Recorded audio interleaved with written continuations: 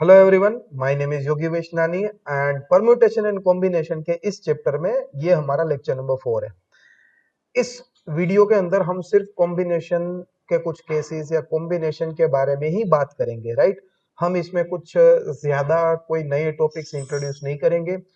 हम ये टॉपिक ठीक से कर लेंगे। आफ्टर दैट आप उसकी कुछ प्रैक्टिस कर लेना, थोड़ी सी कुछ क्वेश्चंस की, एंड उसके बाद कोई नए टॉपिक पे जंप करना है। क्योंकि ये चैप्टर ऐसा है कि इसमें सभी टॉपिक मैंने स्टार्टिंग में बोला था कि आपको समझ आ जाएंगे। आप क्वेश्चन अंडरस्टैंड भी करोगे, आप कैलकुलेट भी कर लोगे, आंसर भी आ जाएगा। लेकिन कहीं ना कहीं एक ऐसा फीलिंग आएगा, या कई बार आपके साथ ऐसा होगा भी कि आपका आंसर आ रहा है लेकिन वो आंसर गलत है, राइट। तो कुछ केसेस उसमें मिस हो रहे होंगे, कुछ हिट एंड ट्रायल से हो रहे होंगे। तो मैं इसमें कोई पर्टिकुलर मेथड नहीं बता सकता कि ये इसी तरीके से सभी क्वेश्चन हो जाएंगे, right. It's not like that. ये आपका लॉजिकल अप्रोच और क्वेश्चन की जो अंडरस्टैंडिंग, और थोड़ा सा मैं बोलूँ तो इंग्लिश का ग्रामर भी आपका चेक करेगा। तो ये चैप्टर उस अप्रोच से अगर आप लोगे कि अगर आपकी इंग्लिश अच्छी है, ग्रामर अच्छा है, आप कंडीशंस को ध्यान में रख के लॉजिकल अप्रोच से अगर आप क्वेश्चन सॉल्व कर रहे हो, तो डेफिनेटली ये चैप्टर आपके लिए इजी होने वाला है, राइट। तो ये जो हमारा टॉपिक है कॉम्बिनेशन। अब कॉम्बिनेशन वर्ड जब हम सुनते हैं तो हमें ये लगता है कि कोई भी दो चीजें उसको हम कंबाइन कर रहे हैं, राइट। लेकिन इसके अंदर हम ये मान रहे हैं कि कॉम्बिनेशन जो वर्ड है, राइट, उससे पहले हमने एक वर्ड समझा था, वो था परम्यूटेशन। परम्यूटेशन। अब परम्यूटेशन जो था वो सिर्फ ये था कि अरेंजमेंट था चीजों का, जो क्या था, अरेंजमेंट, राइट। अब चीजों के अरेंजमेंट में बहुत सारी चीजें हमने देखी थी कि भाई डिस्टिंक्ट चीजें हो तो कैसे अरेंज करना है, कुछ चीजें उसमें सिमिलर हो, आइडेंटिकल्स हो, राइट, तो वो अलग हम उसको ट्रीट नहीं कर सकते। तो डिस्टिंक्ट चीजें हो, उसमें कुछ आइडेंटिकल चीजें हो, तो उसको कैसे अरेंज करना, ये हमने देखा था, राइट। कॉम्बिनेशन है कि सिलेक्टिंग। कॉम्बिनेशन को आप सिलेक्टिंग से समझ सकते हो, राइट। फॉर एग्जाम्पल अगर मैं आपको बोलूं कि भाई आपके सामने 10 डिस्टिंक्ट फ्रूट्स पड़े हैं, right, let's say I can say that कि आपके सामने 10 डिस्टिंक्ट डिस्टिंक्ट फ्रूट्स पड़े हैं। तो 10 डिस्टिंक्ट फ्रूट्स है, अलग अलग फ्रूट्स पड़े हैं आपके सामने। मैं ये बोल रहा हूं कि आपको उनमें से कोई भी 5 फ्रूट्स ही सिलेक्ट करने हैं, राइट। 5 फ्रूट्स ही सिलेक्ट करने हैं। तो उसके नंबर ऑफ वेज अगर मैं पूछूं कि आप कितने वेज से अलग अलग फ्रूट से वो सिलेक्ट कर सकते हो, दैट इज कॉल्ड कॉम्बिनेशन। यहां पे मैं ये नहीं बोल रहा हूं कि फ्रूट्स को सिलेक्ट किया फिर उसको एक लाइन में अरेंज किया, या कितने तरीके से अरेंज कर सकते हैं, that is another topic, right. वो आएगा आपका कॉम्बिनेशन एंड परम्यूटेशन के अंदर, की कॉम्बिनेशन भी हो रहा है, उसमें भी आप परम्यूट कर रहे हो, राइट, अरेंज कर रहे हो, वो बाद में आएगा। लेकिन अभी हम यहाँ क्या कर रहे हैं कि चीजें सिर्फ सिलेक्ट कर रहे हैं। और बच्चे अक्सर यहीं पे गलती करते हैं कि परम्यूटेशन कई बार क्या होता है कि आप जब अरेंज कर रहे हो तो दिमाग में आ जाएगा कि अच्छा मैं ये सिलेक्ट कर रहा हूं, नहीं। जब हम अरेंज कर रहे हैं तब हम सिर्फ उस केस को समझ रहे हैं कंडीशन के अकॉर्डिंग, और फिर उन चीजों को अरेंज कर रहे हैं, दैट्स इट। हम उसके नंबर ऑफ वेज निकाल रहे हैं। सिलेक्टिंग में क्या होता है कि हमारे पास नंबर ऑफ चीजें पड़ी है। अब वो डिस्टिंक्ट भी हो सकती है, आइडेंटिकल भी हो सकती है, सेम हो सकती है, वो एक क्वेश्चन का पार्ट हो जाएगा जब वो आएगा।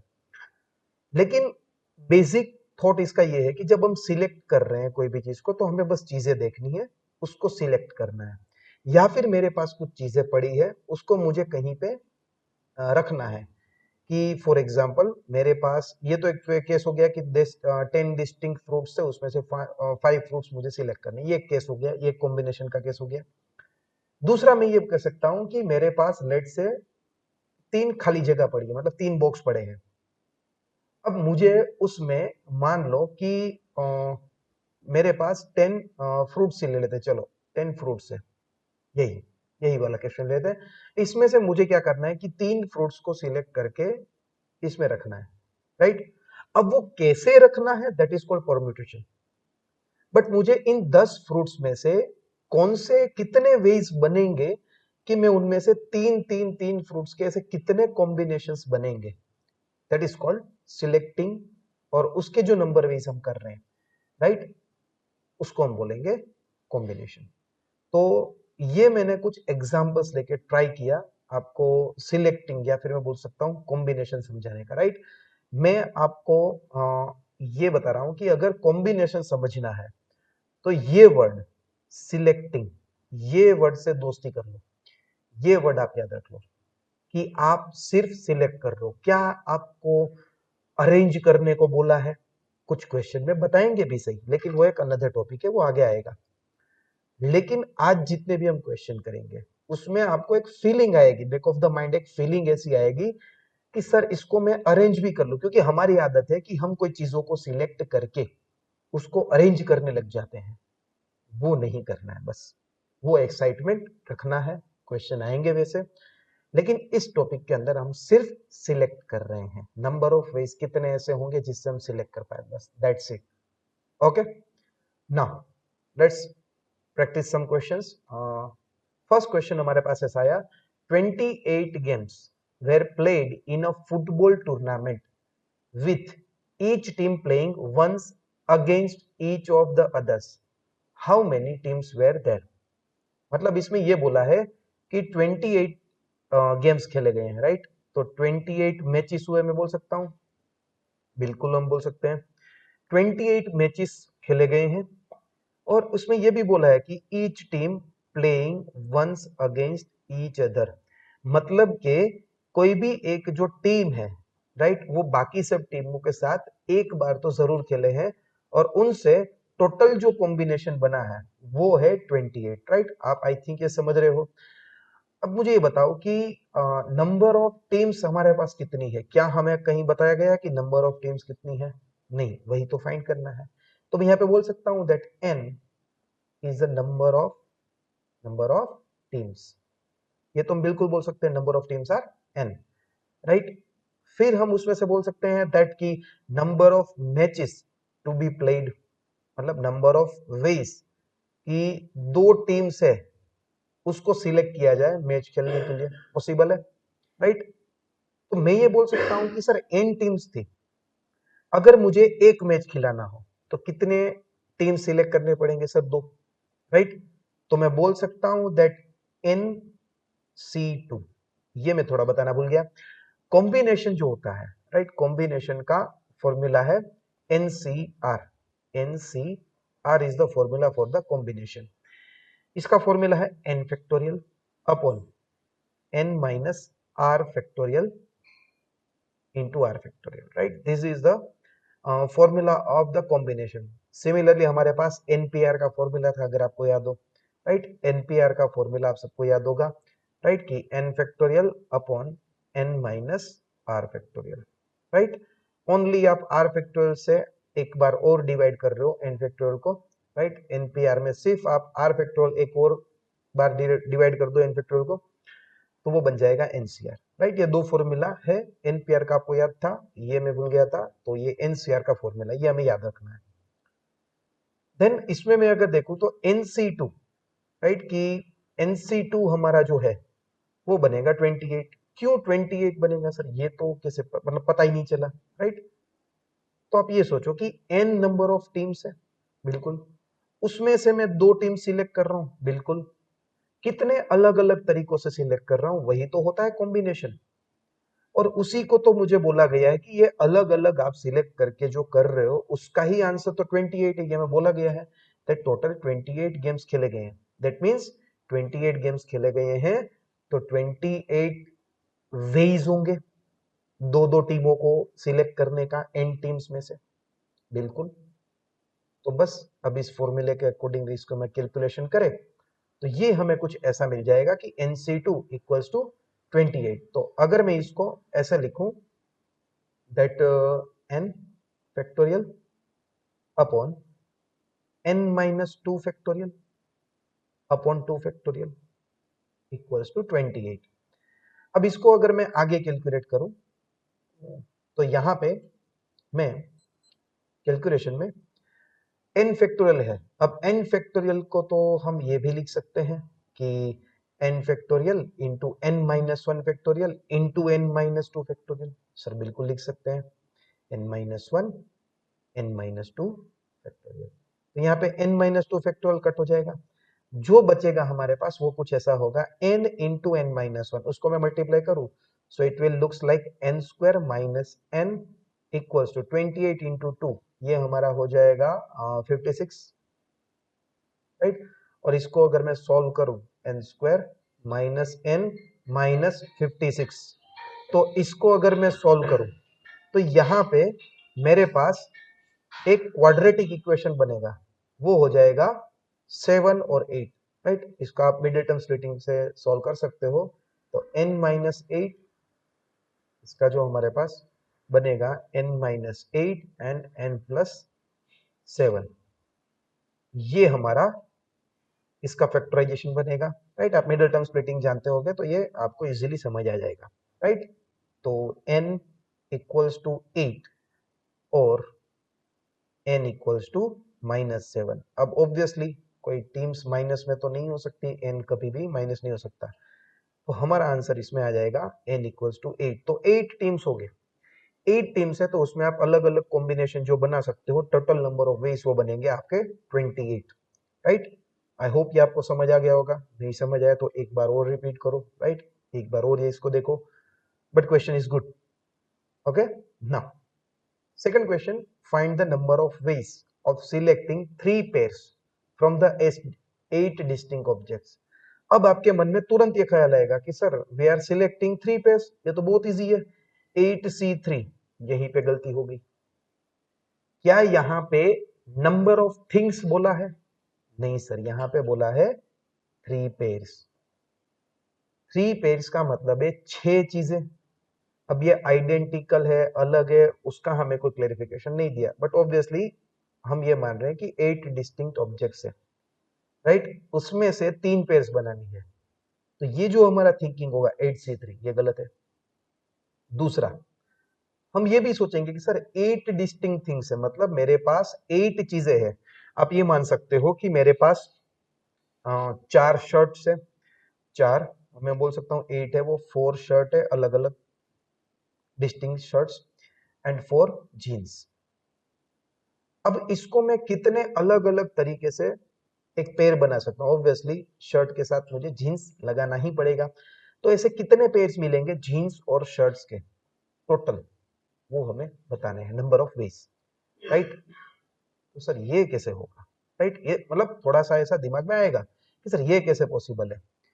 तो 3 पेयर्स बनानी है, मैं आपको बोल रहा हूँ कि आपके पास 8 डिस्टिंक्ट ऑब्जेक्ट्स है, 4 शर्ट्स है और 4 जीन्स है, राइट। लेकिन इसमें मैंने लगभग शर्ट और जीन्स अलग कर दिया, मान लो 8 पे 8 जीन्स है, राइट, 8 जीन्स इस क्वेश्चन के अकॉर्डिंग का जाऊं, सो 8 जीन्स है, शर्ट आपके पास होगी, उसका हमें कोई लेना देना नहीं, तो आपको कभी कोई भी 2 चीजें सिलेक्ट करनी है, 3 पेयर्स बनानी है, राइट। तो मैं बोल सकता हूं दैट फॉर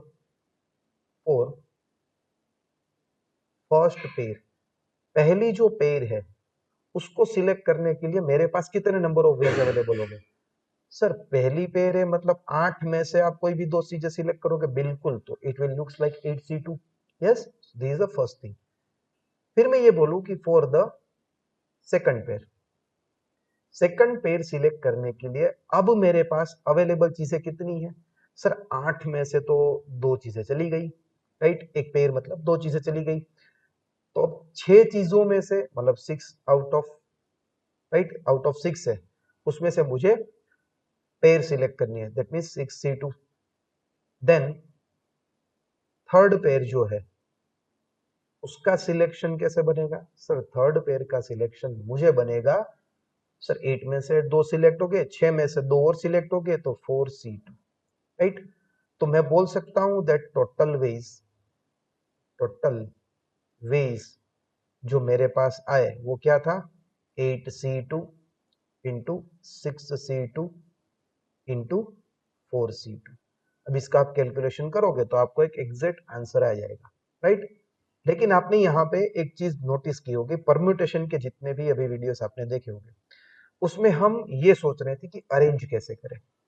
इसमें आप ये देख रहे हो कि हम इसमें सिर्फ सिलेक्ट कर रहे हैं, पहले क्या सिलेक्ट हो रहा है, बाद में क्या सिलेक्ट हो रहा है, राइट। ऑब्वियसली मैटर करता है फर्स्ट पेयर सेकंड, लेकिन हमने यहाँ पे आप ध्यान दोगे तो फर्स्ट पेयर है जो 2 चीजें सिलेक्ट की, मान लो ये चीज सिलेक्ट की, एक स्क्वायर और ट्रायंगल, मतलब समझाने के लिए, तो ये 2 चीजें हैं, क्या हमने ये सोचा कि फर्स्ट पेयर है उसमें पहले हम स्क्वायर को सिलेक्ट कर रहे हैं, ट्राइंगल को, या फिर पहले ट्राइंगल को या फिर स्क्वायर को? ऐसा हम कुछ नहीं सोच रहे। हम बस सिलेक्ट कर रहे हैं, पेयर्स बोले हैं तो पेयर्स को सिलेक्ट कर रहे हैं, राइट। ऑब्वियसली सिलेक्शन कर रहे हैं, उसमें ये नहीं हो सकता कि 1 2 3 4 5 6 7 8 तो मैं पहले यही दो सिलेक्ट करूंगा। नो, मैं कोई भी दो चीजें सिलेक्ट कर रहा हूं, हो सकता है ये दो हो सकता है ये दो हो, तो उसमें कोई मीनिंग नहीं बनता है कि पहले इसको ही सिलेक्ट करना। हाँ, मैं जो भी सिलेक्ट करूंगा वो मेरी फर्स्ट पेयर हो जाएगी, राइट। देन तो ये हमें कुछ चीजें है वो याद रखनी है। ऑब्वियसली हम परम्यूटेशन जब करते हैं तो कॉम्बिनेशन सीखते हैं तो थोड़ा सा वो दिमाग में back of the mind permutation रहता है, राइट। वो विथ प्रैक्टिस आप यूज्ड टू हो जाओगे। Then move to the a committee of 6 is chosen from 10 men and 7 women, right? एक हम कमिटी बना रहे हैं। कमिटी के अंदर ऐसा है कि 6 लोगों की कमिटी बनानी है, 10 मैन और 7 वुमेन है। तो हम पहले कर देते हैं कि कमिटी शुड बी 6 मेंबर्स ही होने चाहिए, राइट। फिर हमें यह भी बोला गया है कि उसमें 10 मैन होने चाहिए, ठीक है। टोटल मेंस हमारे पास अवेलेबल है 10, विमेन हमारे पास है इसमें 7। So for the selection purpose हमारे पास 6 कमिटी के मेंबर हमें सिलेक्ट करने हैं। उसमें से मतलब किसमें से सिलेक्ट करने हैं, तो 10 मेन अवेलेबल है, 7 वुमेन अवेलेबल है। और फिर आगे कंडीशन भी गिवन है, as to contain at least 3 men, right. मतलब 3 से ज्यादा मेन हो सकते हैं, ठीक है, ये हमें ध्यान रखना है। एंड 2 वुमेन, 2 वुमेन से ज्यादा, मतलब मिनिमम है ये, 3 मेन और 2 वुमेन होने ही चाहिए।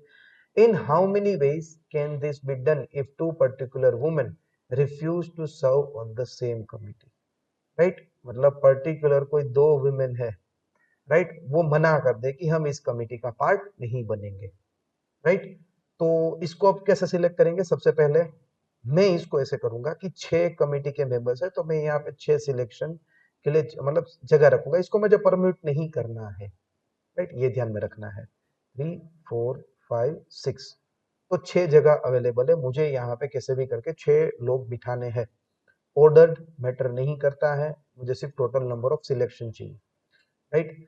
अब यहाँ पे इसमें कुछ केस बनेंगे। केस जो है वो फर्स्ट ऐसा बनेगा कि जिसमें मैं हो सकता है ना कि पहली ही चीज वो करूं कि भाई 4 मेन, पहला कैसे बनेगा 4 मेन और 2 वुमेन, ऐसा एक केस हो सकता है, राइट, कि 4 मेन और 2 वुमेन सिलेक्ट हो। लेकिन 4 मेन से किसमें से सिलेक्ट होंगे, कितने मेंस में से, राइट। तो मेन का जो टोटल सिलेक्शन होगा वो होगा 10C4 क्योंकि 10 मेन अवेलेबल है। वुमेन का जो total ways of available selection होगा वो होगा 2 वुमेन सिलेक्ट करने आउट ऑफ 7, तो मैं बोल सकता हूं 7C2। तो ये पहला केस हो गया, ये केस पॉसिबल है, राइट, क्योंकि 4 मेन हो सकते हैं, 3 मेन तो कंपलसरी मिनिमम रखने हैं। 2 वुमेन हमने सिलेक्ट कर ली तो 3 and 2 5 हुए, लेकिन 6th हमें सिलेक्ट करना था, तो जो हमने 6th सिलेक्ट किया वो हमने किया मेन। ये समझ आ गया, ठीक है। सर केस नंबर 2 भी तो हो सकता है। सेकंड केस ये बन सकता है कि मैं यहाँ पे 3 मेन एंड 3 वुमेन सिलेक्ट करूं, ये भी पॉसिबल है। तो अगेन मेंस का सिलेक्शन कैसे हुआ, 10C3, वुमेन का सिलेक्शन 7C3, राइट। सर एक और केस बन सकता है, राइट, सोचो, मिनिमम 2 वुमेन रखनी है, मैक्सिमम आप 3 रख सकते हो। क्यों? क्योंकि 3 मेन ऑलरेडी हमारे पास है। तो यहां पे मैं ये बोल सकता हूं कि भाई एक केस बन गया 4 मेन 2 वुमेन, दूसरा केस बन गया 3 मेन 3 वुमेन। तो ये एक हो सकता है। क्या मैं 3 मेन से कम मेन रख सकता हूं, राइट, ये जो अगर दो, क्योंकि एटलीस्ट 3 है तो मैं ज्यादा कम नहीं कर सकता, मतलब 3 मेन तो मिनिमम होने चाहिए, right. So these are the 2 cases. अब मुझे इसमें सिलेक्शन कैसे करना है कि भाई अब मुझे यहां पे ये मुझे क्या मिल गया, पहले तो केस 1 केस 2 में कि टोटल नंबर ऑफ वेज मिल गए, right 10C4 into 7C2 into 10C3 into 7C3, ये मुझे मिल गए total number of veg, right. यहां तक ठीक है, टोटल वेज मेरे पास हो गए ये। अब मैं इसमें क्या करूंगा सर, अब इसमें ये भी तो पॉसिबल है कि केस 1 के अंदर जो हम दो वुमेन सिलेक्ट कर रहे हैं, राइट, क्या पता वही दो वुमेन, राइट। तो हमें इसमें से वैसे केस निकालने हैं जिसमें पर्टिकुलर वुमेन जो है, दो वुमेन है, वो मना कर रहे हैं कि हमें इस कमेटी में हम साथ नहीं रहेंगे, उसमें से किसी एक को रख सकते हो, दूसरे को आप नहीं रख सकते, राइट। तो यहाँ पे हम बोल सकते हैं कि एक काम करते हैं कि पहले एक ऐसे केसेस बना लेते हैं जिसमें ये दो वुमेन हो, जिसमें ये दो वुमेन अवेलेबल हो, राइट। तो मतलब 7 वुमेन जो है उसमें से दो वुमेन ऐसी होंगी जो बोल रही है कि मना है कि हम साथ नहीं रहेंगे। तो हम एक काम करते हैं, पहले उन दोनों को साथ रख के एक कुछ कॉम्बिनेशंस बना लेते हैं। तो 10C4 राइट इंटू 2C2, क्योंकि वही दो मना कर रहे हैं, उन्हीं को दोनों को साथ में रखना है। इसका जो आंसर आएगा, राइट, इसका जो आंसर आएगा इसको आप कैलकुलेट करोगे तो 10C4 और 2C2 1 हो जाएगा। इसका 10C4 का आंसर आपको आ जाएगा 210, ये आपका आंसर आ जाएगा। अब दो वुमेन उनको साथ में रखना नहीं है, तो पहले केस में जितना भी टोटल बना आप इसको मल्टीप्लाई करोगे 10C4 इंटू 7C2, राइट। तो मैं यहाँ पे केस 1 का जो टोटल आंसर है, टोटल रिक्वायर्ड आंसर है वो मैं बता देता हूँ, 10C4 इंटू 7C2, और इसमें से माइनस करना है, कितने केसेस माइनस करने हैं सर, 210 केसेस। ये क्यों है, क्योंकि ये तो वो केसेस है 210 की जिसमें ये सभी सॉरी ये दो पर्टिकुलर वुमेन्स है वो साथ में है और वो हमें नहीं चाहिए कमेटी में, राइट, वो मना कर रहे हैं इसलिए। तो ये हो गया आपका पहले केस का टोटल, राइट। यहां तक आपको समझ आ गया होगा। फिर दूसरे में भी तो सेम चीज हो सकती है। हाँ सर, दूसरे में भी तो पॉसिबल हो सकता है। इसमें ये पॉसिबल हो सकता है ना कि 10C3, राइट, ये तो है ही, मेंस को कोई दिक्कत ही नहीं वो साथ में रहे, वुमेन ही मना कर रहे हैं तो, राइट। फिर मैं ये भी कर सकता हूँ कि सर 2C1 सॉरी 2C2, लेकिन इसमें एक दिक्कत हो गई, ये जो यहाँ पे हमने सिलेक्शन किया 10C3 2C2, अब दिक्कत वाली बात ये है इसमें कि दो वुमेन है और दो साथ में हमने रखी है, ये केस हमें माइनस करने हैं, राइट। अब ये माइनस करने के लिए अब 10C3, तो टोटल यहाँ पे कितने हो गए 3 इंटू 5, मुझे कितने लोग सिलेक्ट करने, 6 लोग। टोटल कितने हमारे पास अवेलेबल है सर, 17 है। 17 में से 5 सिलेक्ट होंगे, राइट। तो सर आप बोलोगे सर 12 लोग अवेलेबल हो गए, नहीं 12 लोग नहीं होंगे, क्योंकि हमें 10 मेन है उसमें से हमने 3 सिलेक्ट, क्योंकि मेंस को 3 ही रखना है, तो यहाँ पे हमारे पास कंडीशन है क्या, वुमेन को हमने कितना सिलेक्ट किया सर, दो वुमेन ही सिलेक्ट हुए हैं। टोटल 7 वुमेन थे, उसमें से 2 सिलेक्ट हुए, अभी भी एक जगह और है, 3 वुमेन करना कंपलसरी, क्योंकि केस ही वही है। तो यहाँ पे 5 वुमेन्स जो बचे उसमें से आप किसी को भी सिलेक्ट कर लो, उसको किसी दूसरे वुमेन के साथ दिक्कत नहीं होगी। क्यों, क्योंकि हमने जो दिक्कत वाले हैं वही केस तो काउंट किए ना, राइट। तो ये जो केसेस है, अब इसका आप टोटल करोगे 10C3 into 2C2 into 5C1। अब इसको आप कैलकुलेट करके जो भी आंसर आएगा उसको आपको 10C3 और 7C3, इसका जो आंसर आएगा उसमें से माइनस करना है, राइट। तो यहाँ पे मैं इसको अच्छे से लिख दे रहा हूँ, राइट। तो यहाँ पे इसको मैं और अच्छे से लिख दूं तो ऐसा कुछ लिखा जाएगा कि 10C3 इंटू 7C3, राइट, ये जो वाला आंसर है इसमें से ये जो ऊपर है 10C3 2C2 इंटू 5C1, ये माइनस करना है, राइट। तो यहाँ पे हमें कुछ केसेस मिल गए, जहां पे कुछ केसेस मिल गए, राइट, और इसको आपको टोटल करना है बस, राइट। और केस 1, जो केस 1 का यहाँ पे जो कैलकुलेशन आएगा ये फाइनल जो है टोटल, और इसको जो माइनस करने के बाद टोटल आएगा, इन दोनों का टोटल आप करोगे तो आपको एक आंसर आ जाएगा, राइट। तो कैलकुलेशन आप कर लेना, हो सकता है वीडियो को पॉज करके आप थोड़ा कैलकुलेट करो, राइट। कैलकुलेट करने के बाद इसका जो मुझे जो आंसर आ रहा है, राइट, वो आंसर आएगा पहले का जो आएगा 3600 प्लस दूसरे का जो केस का आएगा आंसर 4200, राइट। तो ये दो केसेस है, उसके आप टोटल करोगे तो 7800 आंसर आना चाहिए। आप इसको कैलकुलेट करो, एटलीस्ट कैलकुलेशन की प्रैक्टिस होगी, राइट। और एवरी क्वेश्चन के अंदर आप पहले पोज करो, ट्राई करो उसको, और फिर लगे कि सर समझ नहीं आ रहा, then you can go through the question solution, right. और फिर भी जितने कैलकुलेशन है वो करो, क्योंकि मैं इसमें आपको एक वे ऑफ अप्रोच बता रहा हूँ क्वेश्चन का, राइट। जरूरी नहीं है कि ये जो क्वेश्चन आप कर रहे हो, राइट, जो मैं बता रहा हूँ उसको कैलकुलेट किए बगैर आप समझ जाओगे, नहीं, कैलकुलेट करना ही है, right. Now moving to the next question. A bag contains 50 tickets number 1 2 3 to 50, right. तो यहाँ पे मैं बोल सकता हूँ टोटल टिकट्स हमारे पास 1 टू 50 अवेलेबल है, right. Find the number of set of 5 tickets, right. 5 ticket का एक सेट बनाना, ठीक है। वन ऑफ इफ, तो यहाँ पे हमें एक ऑर्डर भी मेंटेन करना है। ऑर्डर बताया है x1 greater than x1 is less than x2, x2 is less than x3 and x3 less than x4 और x4 लेस देन x5। ये हमें ऑर्डर मेंटेन करके चलना है।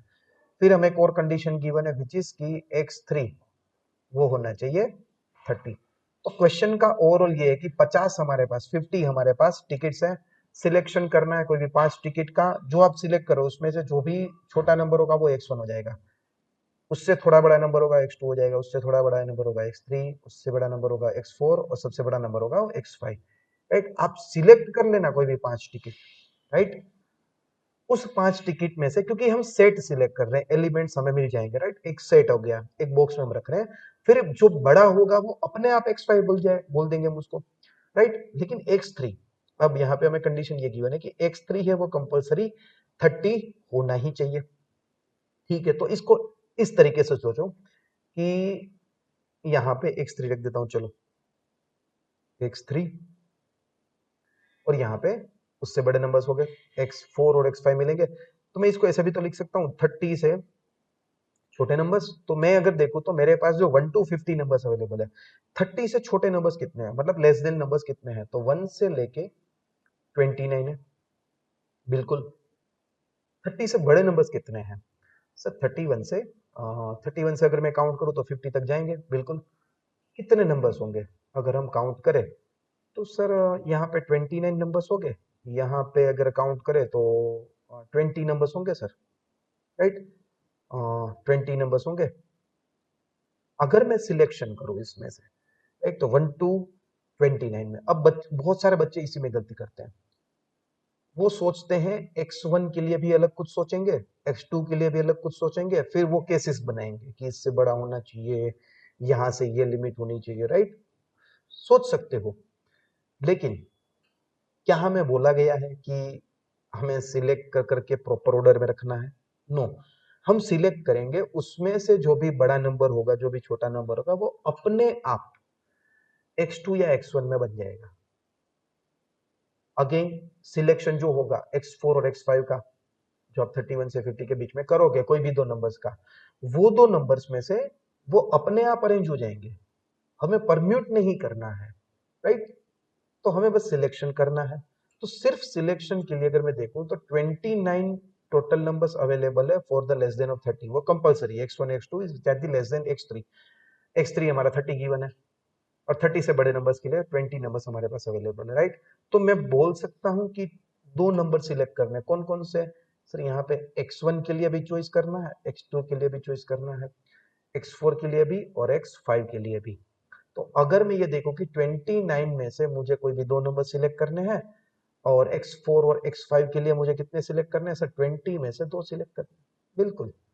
इन दोनों को मल्टीप्लाई कर दो, this will be the answer. These are the total number of ways 29C2 and 20C2, right. इतने केसेस हमारे पास होंगे। तो इसमें परम्यूट नहीं करना था, ओके। जो हमने सोचा था कि सर x1 को क्या सोचे, x2 को क्या सोचे, तो ये आप परम्यूट कर रहे हो उसको, हमें बस सिलेक्ट करना है, परम्यूट का बोले तो करना है, अभी इसमें बोला नहीं है, राइट। तो क्यों करें, so this the answer, 29C2 into 20C2। Moving to next.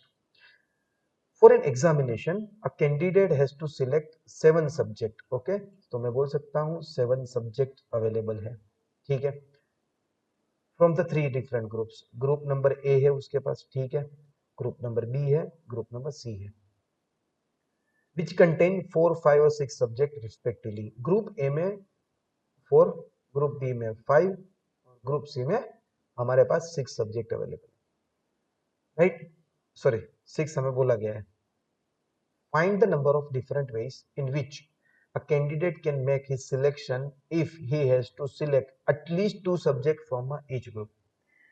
अब क्वेश्चन ऐसा है कि हमें बोला गया है कि एक स्टूडेंट है, मान लो आप ही हो, आप कुछ सिलेक्ट कर रहे हो, आपके पास कुछ सब्जेक्ट के सिलेक्शन के लिए कुछ चॉइसेस है, तो मैं बोल रहा हूं कि आपको 7 सब्जेक्ट सिलेक्ट करने compulsory, this is the mandatory that you have to select 7 subject, right, and now you are selecting from the section A. उसके लिए आपके पास चॉइसेस है 4, बी में से आपके पास चॉइसेस है 5, सी में से आपके पास चॉइसेस है 6. तो कितने अलग अलग तरीके से आप सिलेक्ट कर सकते हो. ऑब्वियसली हमें इसके लिए कुछ केसेस ही बनाने पड़ेंगे, राइट. अब मैं केसेस कैसे बनाऊं, तो यहां पे मैं ये बोल सकता हूं कि ग्रुप ए में 4 हमारे पास है, मुझे क्या बोला गया है कि 4, 5 एंड 6, मतलब ये मेरे पास कंडीशन है कि ये 4, 5, 6 टोटल सिलेक्शन है A group, B group, C group में से. मुझे ये भी बोला गया है select at least 2 subject from each group, मतलब इसमें से मुझे मिनिमम 2 सब्जेक्ट तो सिलेक्ट करने ही है, मतलब 3 भी कर सकता हूं, 4 भी कर सकता हूं, ठीक है. इसमें से भी मुझे मिनिमम 2 सब्जेक्ट सिलेक्ट करने हैं, 3 भी कर सकता हूं, 4 भी कर सकता हूं, 5 भी कर सकता हूं. इसमें से भी मुझे मिनिमम 2 सब्जेक्ट सिलेक्ट करने हैं, इसमें से भी 2, 3, 4, 5, 6 कर सकता हूं. लेकिन थोड़ा ये सोचो कि अगर मैं मैक्सिमम सी ग्रुप में से 6 सब्जेक्ट सिलेक्ट कर लूं, ठीक है, चलो कर लिया, तो इसमें से कितने करने हैं सर, मिनिमम तो 2 करने ही है. सर इसमें से कितने करने हैं, ए ग्रुप में, सर उसमें से भी 2 करने हैं, 6 इंटू 8, 8 इंटू 10, तो ये तो 10 हो गया. क्या हमें 10 सब्जेक्ट सिलेक्ट करने थे, 10 सब्जेक्ट सिलेक्ट करने थे? नहीं sir, we have to select 7 subject, हमें 7 सब्जेक्ट सिलेक्ट करने थे. बस यहीं पे स्टूडेंट थोड़ी सी गलती कर देते हैं, राइट. अगर दिमाग में कंडीशन है कि 7 सब्जेक्ट ही सिलेक्ट करने, राइट, फिर आप किसी कैसे भी सिलेक्शन करो, डजंट मैटर, और ये एक कंडीशन फॉलो कर दो, तो 2 कंडीशन है, minimum 2 subject from each group, right, ठीक है. तो अब अगर मैं देखूं तो ए ग्रुप में से मैं 2 सिलेक्ट कर रहा हूं, ठीक है, तो मैं बोल सकता हूं that my selection will be, तो मेरा ए ग्रुप में मतलब पहला जो केस बनेगा वो होगा, सर 4 में से मैंने 2 सब्जेक्ट सिलेक्ट कर लिए, ठीक है, सर मैं बी ग्रुप में से भी 2 सिलेक्ट कर लूं, ठीक है, सर 5C2. अब सी ग्रुप में अब आपके पास 4 सब्जेक्ट होंगे, तो आप सी में से 3 किए होंगे ना, थर्ड थर्ड ग्रुप है उसमें से कितने आपने सिलेक्ट किए होंगे, सर मैंने सिलेक्ट किए होंगे 6 में से 2 सब्जेक्ट, ठीक है. तो ये आपका पहला केस बन गया. दूसरा केस, सर मैंने 4C2 ही रखा, ए ग्रुप में से 2 सब्जेक्ट सिलेक्ट किए, बी ग्रुप में से 5C3 कर लिया सर, तो 6C2, सॉरी पहले केस में आएगा 3 आएगा, माय मिस्टेक, इसमें 3 आएगा, राइट, क्योंकि हमें 7 भी तो करना है. तो पहला केस था जिसमें हमने सी ग्रुप में से एक सब्जेक्ट ज्यादा लिया, क्योंकि मिनिमम 2 तो करने ही है, तो मैं 3 तो कर सकता हूँ. बी सेक्शन में से भी हमने सिलेक्ट कर लिया, ए ग्रुप में से भी सिलेक्ट कर लिया. दूसरे केस में हमने क्या किया, बी ग्रुप में से 3 सिलेक्ट किए, बाकी 2 में से 2 सिलेक्ट किए. थर्ड केस मेरा ये बनेगा कि मैं ए ग्रुप में से, राइट, मैं 3 सब्जेक्ट सिलेक्ट कर लूं, बाकी दोनों में से मैं 2 सिलेक्ट कर लूं, चलेगा 6C2. सर बिल्कुल, तो 7 सब्जेक्ट बन रहे हैं. क्या इसके अलावा कोई केस पॉसिबल है? यू कैन ट्राई, पॉसिबल नहीं होगा. क्यों? क्योंकि मिनिमम कितने करने हैं, 2, तो मिनिमम भी अगर मैं देखूं तो 6 सब्जेक्ट तो सिलेक्ट करने ही है, ए ग्रुप में से 2, बी में से 2, सी में से 2. एक ही, अब मेरे पास एक ही चॉइस है कि मैं वो एक एक्स्ट्रा सब्जेक्ट है या तो मैं सी में से कर सकता हूं, जो मैंने यहां पे कर लिया, या तो मैं बी में से कर सकता हूं जो मैंने यहां कर लिया, या तो मैं ए में से, राइट। मैक्स टू मैक्स हम ये कर सकते हैं, इसके अलावा हम कुछ नहीं कर सकते, राइट। तो यहां पे इसका आप कैलकुलेशन करोगे, राइट, तो 4c2 का कैलकुलेशन करोगे, 5c2 का कैलकुलेशन करोगे, 6c3 का, तो इसका कैलकुलेशन करोगे, मल्टीप्लाई करोगे, so you will get answer as a, I think इसका जो आंसर आएगा, टोटल आंसर मेरे पास है, इसमें टोटल आंसर आएगा इसका 2700। आई don't have a calculation, total answer मेरे पास है, राइट। तो इसका कैलकुलेशन कर रहा, मैं आंसर आपको क्यों दे रहा हूँ, राइट। चाहूं तो मैं ना भी दूं, मैं कैलकुलेशन करा सकता हूं, उसमें कोई बड़ी बात नहीं है। इसको मैं 4 factorial upon 4 minus 2 factorial into 2 factorial कर सकता हूं। कैलकुलेशन आपको दे रहा हूं, और मैं आंसर क्यों दे रहा हूं, आंसर इसलिए दे रहा हूं क्योंकि आपने क्वेश्चन कैलकुलेट कर लिया। हाउ विल यू नो कि क्वेश्चन सही है आपका, आंसर सही है आपका, कैसे पता करोगे, right. This the way, right. तो ये इसलिए मैंने आपको आंसर दिया, right. I don't have a calculation, मेरे पास कैलकुलेशन नहीं है, सो अगर होता तो मैं यहाँ पे डेफिनेटली लिख पाता, but I don't have calculation, और कर सकते हैं इसको, लेकिन थोड़ा टाइम लगेगा, and is not worth it, right. और आप ये कैलकुलेट कर सकते हो। Now going to the next, 7 relatives of a man, right. तो मैन है, उसके 7 रिलेटिव्स है, ठीक है। उसमें भी क्या है, 4 लेडीज एंड 3 जेंटलमैन, तो हम 3 मैन वुमेन रखते हैं, या चलो 4 लेडीज एंड 3 जेंटलमैन, 3G कर देते हैं, राइट। जी मतलब मेंस, जेंटलमैन। फिर हमें बोला गया है हिज वाइफ, तो हिज वाइफ, उसके भी रिलेटिव्स हैं 7 रिलेटिव्स, राइट।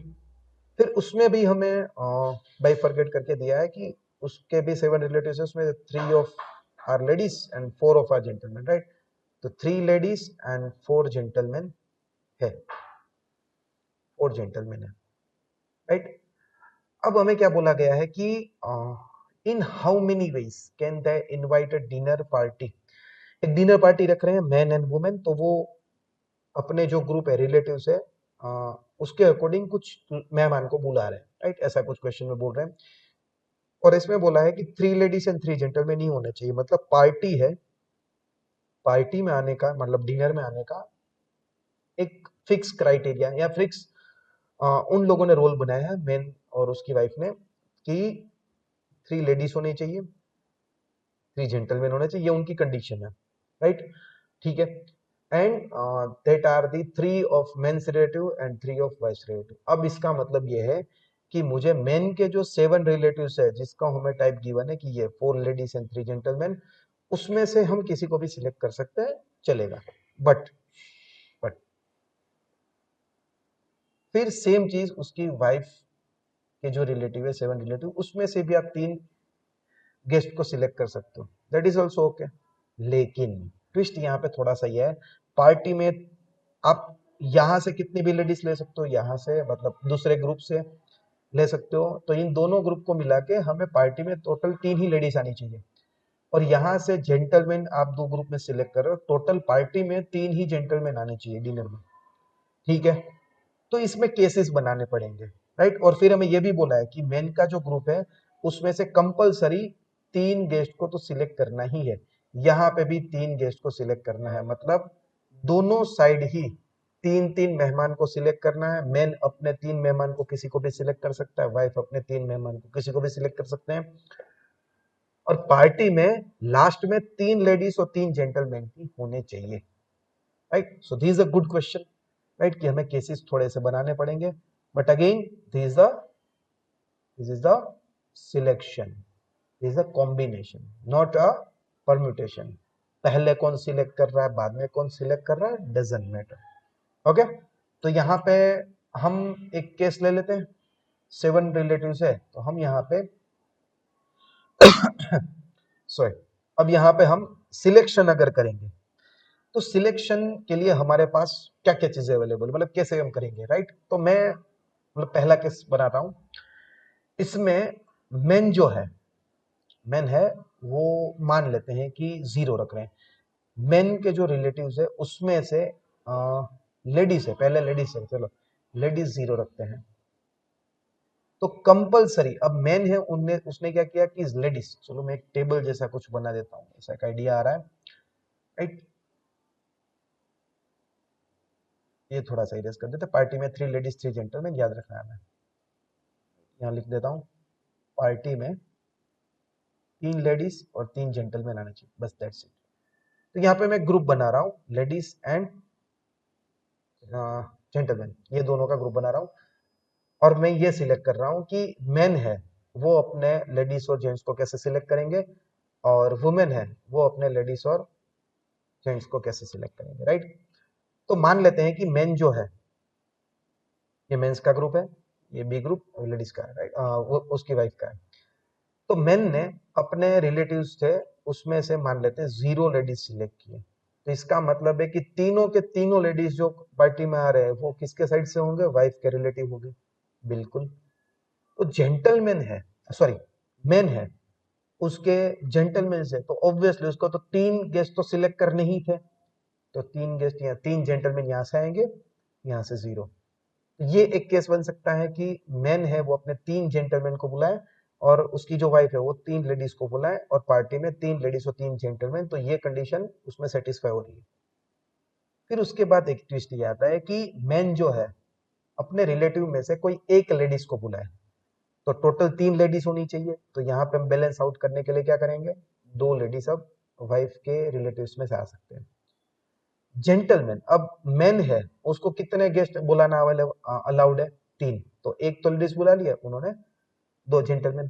तो 2 जेंटलमैन अगर यहाँ से आ गए तो यहाँ पे बैलेंस आउट करने के लिए एक जेंटलमैन यहाँ से बुला लेंगे। तो अगेन पार्टी में मेन के जो गेस्ट थे वो 3 हो गए, बिल्कुल। टोटल जेंटलमैन 3 हो गए पार्टी में, बिल्कुल। लेडीज भी 3 हो गए। अब मान लेते हैं कि 2 लेडीज बुला रहे हैं यहाँ से मेन के रिलेटिव्स में से, एक लेडीज यहाँ से बुला लेंगे वुमेन के, सॉरी उसकी वाइफ के रिलेटिव्स में से। फिर इसने यहाँ पे 2 लोग तो बुला लिए अपने गेस्ट में से, 2 लेडीज। तो जेंट्स कितने बुला सकते हैं, वो एक। तो जेंट्स टोटल 3 होने चाहिए, तो यहाँ पे बैलेंस आउट 2 कर लेंगे। अगेन ये भी पॉसिबिलिटी है ना कि तीनों के तीनों लेडीज मेन के रिलेटिव्स की तरफ से आए, मेन के जो रिलेटिव है उनमें से आए। तो यहाँ पे अब वो गेस्ट नहीं बुला सकते, अब जेंटलमैन को नहीं बुला सकते, क्यों, क्योंकि उनको 3 ही गेस्ट बुलाना अवेलेबल अलाउड है, सॉरी। 3 लेडीज अगर मेन के रिलेटिव्स में से आ गए तो वाइफ के रिलेटिव्स में से 0 आएंगे, 0 लेडीज आएंगे।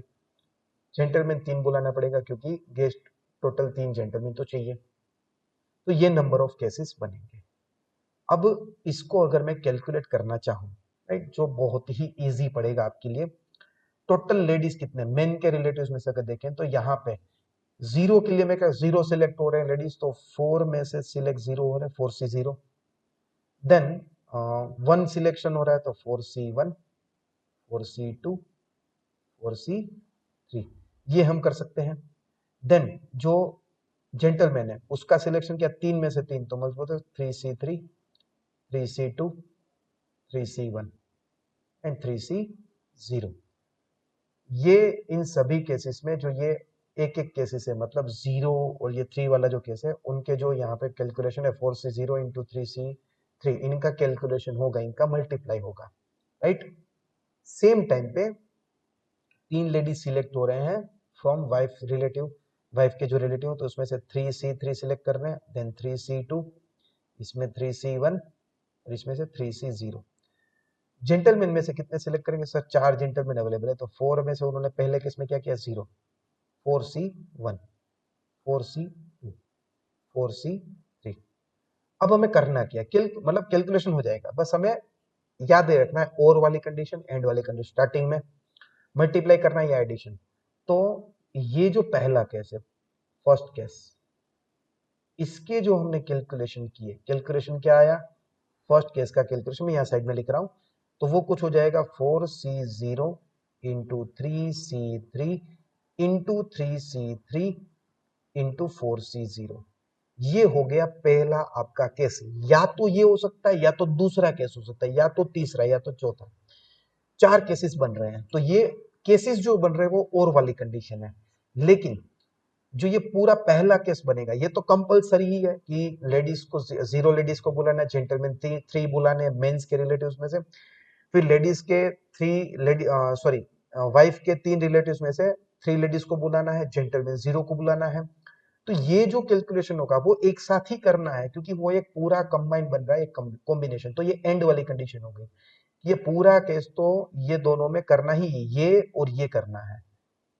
फिर दूसरा केस जो आ रहा है ये वाला, ये केस है, तो केस में ऑब्वियसली ऑप्शन होगा ना कि या तो पहला केस हो सकता है या तो दूसरा। तो दूसरा केस जब आए तो इसको मैं लिख सकता हूं 4C1 into 3C2 into 3C2 into 4C1। अब इसका जो भी कैलकुलेशन का आंसर है और फर्स्ट का जो आंसर है उन सबको ऐड करना है सेकंड को। Same way for the third वाले कैलकुलेशन को भी सेम इसी तरीके से करना है और उसको ऐड करना है इस यहाँ पे जो आंसर है उसका, और फोर्थ वाले केस में जो आंसर है उसका यहाँ पे ऐड करना है, राइट। और इसका जो आंसर आ रहा है, right, 485, the answer will be 485। Calculate करना इसको, मजा आएगा, अच्छा क्वेश्चन है, राइट।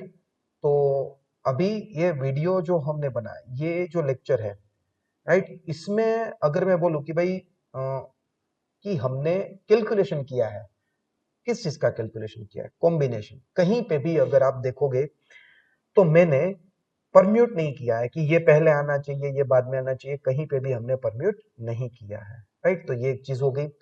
दूसरा, हमें सिर्फ सिलेक्शन करना था। इस वीडियो के जो क्वेश्चंस है, मैंने कुछ क्वेश्चंस अच्छे वाले कि जो कॉम्बिनेशन आप अच्छे से समझ जाओ वैसे सिलेक्ट किए हैं, राइट।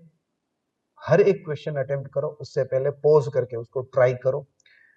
ट्राई करने के बाद फिर आपको लगे कि आंसर आ गया है, फिर कैलकुलेशन देखो, सॉल्यूशन देखो, फिर देखो कि आंसर आ रहा है, जो मैंने सॉल्यूशन में आंसर बताया क्या वो आ रहा है। अगर आए तो आपने टॉपिक को अच्छे समझ लिया है, राइट। इसके नेक्स्ट लेक्चर में हम लोग कॉम्बिनेशन एंड परम्यूटेशन, कॉम्बिनेशन के बाद मतलब सिलेक्ट करने के बाद हम उसको अरेंज भी करना सीखेंगे, right. After that we will learn circular permutation, right. फिर बहुत सारे अलग अलग केसेस आते हैं, ज्योमेट्री के भी अच्छे क्वेश्चन आएंगे। ज्योमेट्री के सर इसमें क्वेश्चन आएंगे, राइट। ज्योमेट्रिकल शेप होगा, कितने ट्राइंगल बन सकते हैं, पॉइंट्स कितने होंगे, राइट। बहुत सारी चीजें हैं, बहुत सारे केसेस बन सकते हैं, राइट। ये चैप्टर जो ऐसा है, मतलब इस चैप्टर को लॉजिकली सॉल्व करना बहुत मजा आएगा, मतलब अच्छे क्वेश्चन होंगे सॉल्व करने में, लॉजिकल थिंकिंग बहुत मजा आएगा। ध्यान ये रखना है कि इस क्वेश्चन में मतलब अगर बहुत ज्यादा कंफ्यूजन हो रहा है, राइट, तो I am not saying that कि इसको छोड़ देना है, राइट। क्वेश्चन करने ही है, बहुत सारी चीजें अच्छी है, अच्छे टॉपिक है, लेकिन इसमें मतलब इस तरीके से टेंशन नहीं लेना है कि सर ये नहीं आता है, नहीं क्या करूं इसमें, राइट। प्रैक्टिस करो, वो तो ऑब्वियसली करनी है, लेकिन ये चैप्टर ऐसा है कि पहली बार में समझ नहीं आएगा। आप हर एक टॉपिक, जितने केसेस, जितने नंबर ऑफ केसेस आप ट्राई करोगे, पीवाईक्यू सॉल्व करोगे, उतना आपको ज्यादा अच्छे से समझ आने लगेगा, राइट। आप अपने जो भी इस वीडियो में आपको लगा फीडबैक हो वो आप हमें बता सकते हो, क्योंकि हमारा जो चैनल है वो अभी इनिशियल स्टेजेस में है, हो सकता है हमसे कुछ गलतियां भी हो रही हो। आप हमें सजेशन दे सकते हो, कुछ क्वेश्चन आपके पास अच्छे हो तो आप हमें इसमें कमेंट कर सकते हो कि सर ये क्वेश्चन है, और हम जल्द ही इसका इंस्टाग्राम का एक पेज स्टार्ट कर रहे हैं, आप हमें वहां भी रीच आउट कर सकते हो। टेलीग्राम चैनल भी स्टार्ट होगा कि जिसमें हम कुछ क्वेश्चन हर एक चैप्टर के कुछ 25-30 क्वेश्चन जो है, अच्छे क्वेश्चन, प्रैक्टिस क्वेश्चन, डीपीपी आप बोल सकते हो, वो हम उसमें रिलीज करना स्टार्ट करेंगे। But this the initial stage, हम थोड़ी सी मेहनत कर रहे हैं। आपको अगर वीडियो अच्छा लगा हो तो कमेंट करें, लाइक करें, अपने फ्रेंड्स के साथ शेयर करें, राइट। और हो सकता है कि दूसरे वीडियोस से हमारा जो कंटेंट है वो थोड़ा सा आपको अलग लग रहा हो, थोड़ा सा बोरिंग भी लग सकता है, राइट। बट क्वेश्चन वाइज आप देखोगे, number of questions, number of quality of the questions, हम उसमें कोई भी मतलब कंटेंट में हम कुछ भी ऐसा है ना कि हम पीछे हट नहीं करेंगे, राइट। थोड़ा सा वीडियो बोरिंग लग सकता है आपको, I agree, I will work on it कि थोड़ा सा मैं ट्राई करूं, राइट, कि अच्छे एग्जाम्पल लाऊं, कुछ क्वेश्चन करूं, right. I will also do a work on that and आप भी अपने फीडबैक जरूर देना। वीडियो अच्छा लगे लाइक शेयर सब्सक्राइब जरूर करना भूलना नहीं है। सब्सक्राइब कर दो तो नेक्स्ट वीडियो जो आएगा वो आप अच्छे से कर पाओगे। एंड थोड़ी सी हम स्पीड ज्यादा रखेंगे, स्पीड अपलोड करने में थोड़ी देरी हो रही है तो उसके लिए सॉरी। हम उस पर बैकग्राउंड में कुछ एक वर्क कर रहे हैं, आपको जल्द ही अच्छी चीजें मिलेगी, राइट। डीपीपी मिलना स्टार्ट हो जाएगा। Okay, so do the practice this question and पढ़ते रहो। JEE क्रैक करना है बिल्कुल, मैं आपके साथ हूँ। 2 साल में सभी चैप्टर के सभी टॉपिक वाइज जो है वीडियोस अपलोड हो जाएंगे। 10 आफ्टर जब आपका एग्जाम नजदीक आएगा, ये 11th वाले जितने भी देख रहे हैं उनके लिए है। जब आप 12th में आओगे लास्ट में 6 महीने के अंदर हम वो 1 शॉट वीडियोस भी डालेंगे, right. That will be very good. हम उसी पे थोड़ा काम कर रहे हैं, राइट। तो जैसे ही ये हो जाएगा विल वर्क ऑन, राइट, बहुत मजा आएगा। Okay, so till then have a nice day, take care, bye bye.